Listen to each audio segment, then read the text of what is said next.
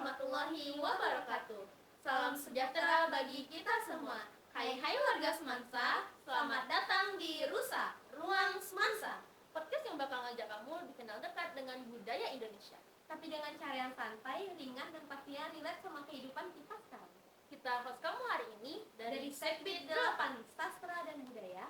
Perkenalkan, saya Nela Putih Maharani dari kelas 11 fase F4 selaku koordinator Sastra dan Budaya. Perkenalkan, aku Fikriya Khairin Sahada dari kelas 11 fase F1 sebagai anggota Sastra Budaya. Dan di episode perdana ini, kita bakal ngobrol soal sesuatu yang keren banget buat jadi awal perjalanan kita bareng. Budaya kita, inspirasi generasi. Karena di tengah dunia yang makin modern, makin digital, dan makin global ini, kadang budaya kita tuh pelan-pelan mulai terlupakan. Padahal, budaya bukan suatu hal yang untuk dilupakan, tapi sumber inspirasi buat masa depan kita sendiri. Biar gak boring, kami udah kedatangan satu tamu keren banget yang juga aktif di dunia budaya dan sastra.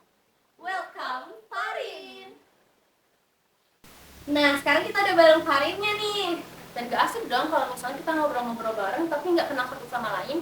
Ya dengerin kenalan sedikit dan cerita apa sih kira-kira kesibukan si Farin ini akhir-akhir ini. Oke, halo warga Semansa. Aku Farin Syifa dari kelas 11 fase F11. Biasanya sobat-sobat Semansa manggil aku dengan nama Farin atau Syifa. Akhir-akhir ini selain sekolah dan mengurus organisasi di sekolah, aku mempunyai kesibukan nih guys.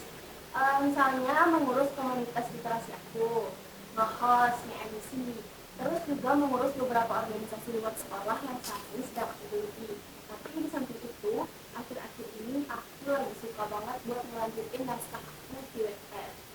Itu aja sih kayaknya kesibukan aku. Pretty girl, kan di Wattpad kita juga bisa ngedrive nih, nulisnya bisa offline, bisa online. Jadi menurut aku Wattpad salah satu sarana platform online yang benar-benar bisa menuangkan semua tulisan-tulisan anak muda.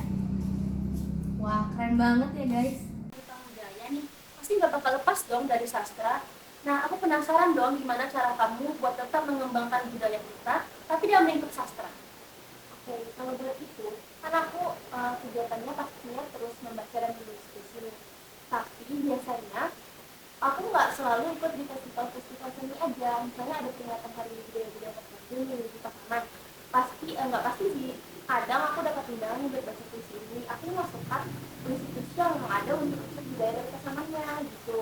Terus kalau buat dari segi menulis, aku punya beberapa naskah yang benar-benar mengukir tentang Pasaman, contohnya tentang Kadri, dan aku juga aktif dalam acara seminar ataupun acara yang menjelaskan tentang acara-acara kerawatan Kadri. Aku pernah sih ikut acara itu. Mungkin kayak gitu aja sih cara aku buat tetap mengemban acara sastra tapi juga mengemban budayanya. Tapi sebenarnya bisa banget dikemas kekinian kayak lewat fashion show, musik, atau konten digital. Menurut kamu gimana cara biar budaya tetap relevan tapi nggak kehilangan kreasi? Menurut aku ya, kan sekarang kita dari sini, kita udah apa-apa modern. Misalnya aja dari segi cara berpakaian, kita bisa kok sejak kita ada acara formal atau non formal, kita bisa menambahkan sedikit aja nuansa batik dan itu udah mencerminkan bahwa ini budaya Indonesia loh, ada batik-batiknya. Dan dari cara berpakaian, dari cara ngobrol juga kita sebenarnya harus memasukkan nilai-nilai budaya. Contohnya aja misalnya ada acara di Semansa, ya ini dibikin sama teman-teman OSIS nih, tapi ada sedikit aja misalnya hari Selasa kita wajib pakai bahasa Minangkabau.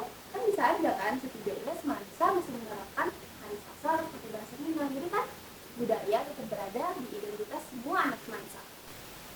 Tapi aku penasaran nih, menurut kamu budaya Indonesia yang sekarang tuh apakah masih hidup di kalangan anak muda atau udah tergeser sama budaya luar?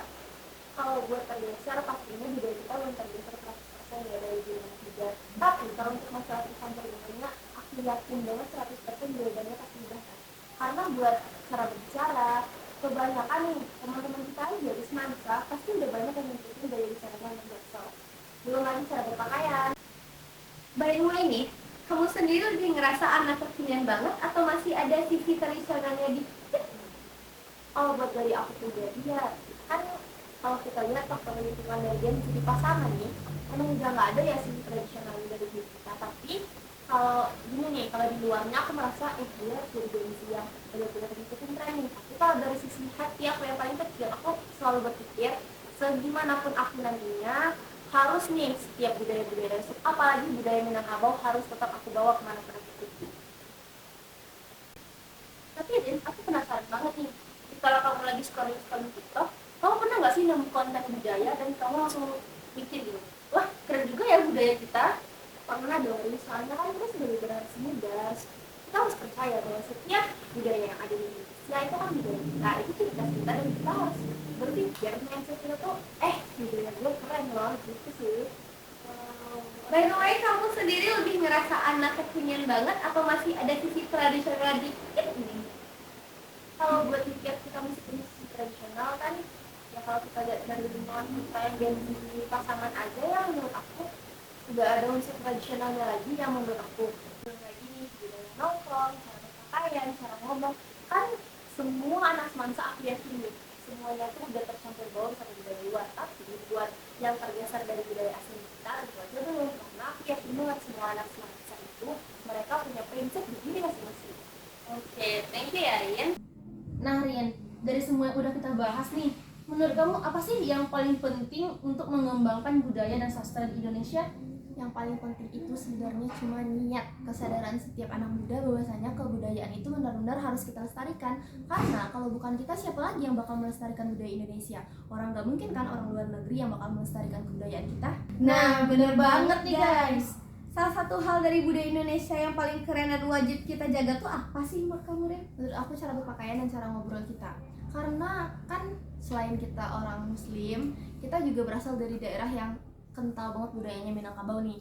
Cara berpakaian, cara ngobrol, cara bahasa, tata bahasa kita emang itu tuh yang menjadi ciri khas. Ini anak pasti dari Sumbar. Itu semua orang bakal tahu.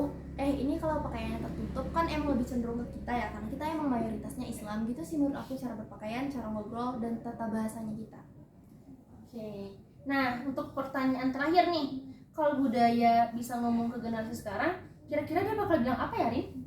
Dia bakal bilang, please jangan pernah lupain gue, karena gue tuh ciri khas kalian, identitasnya kalian, ngapain dilupain sih? Buat apa juga kan kita lebih mencintai budaya luar?